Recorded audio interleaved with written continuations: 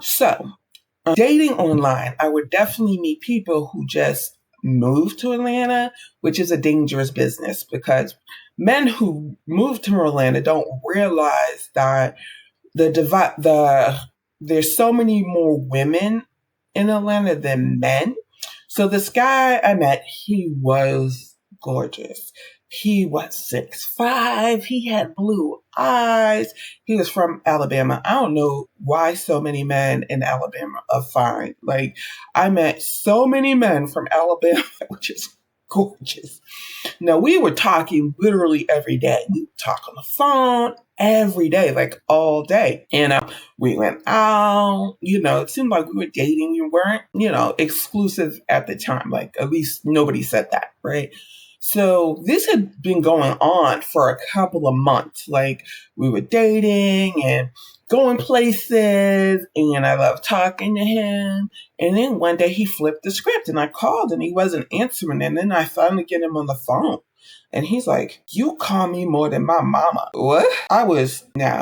When they, Michelle Obama said, when they go low, you go high. When they go low, I go straight to hell. I said, "Oh, really? Okay. Well, you need to come over here and get your stuff." Because I was done. You ain't insulting me. So somebody or some women done gassed this man's head, and he was over me because of all the women that was probably coming at him in the ATL. So he comes over, and I have his stuff in the bag, and I meet him at the door with his stuff.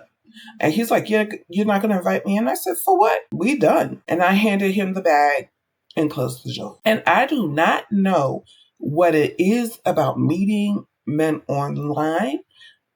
They always call you back. A year later, 16 months later, 6 months later, they will ring your phone.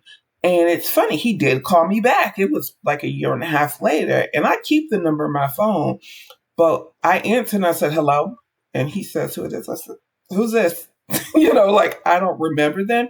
And they get so insulted that I don't remember. I remember.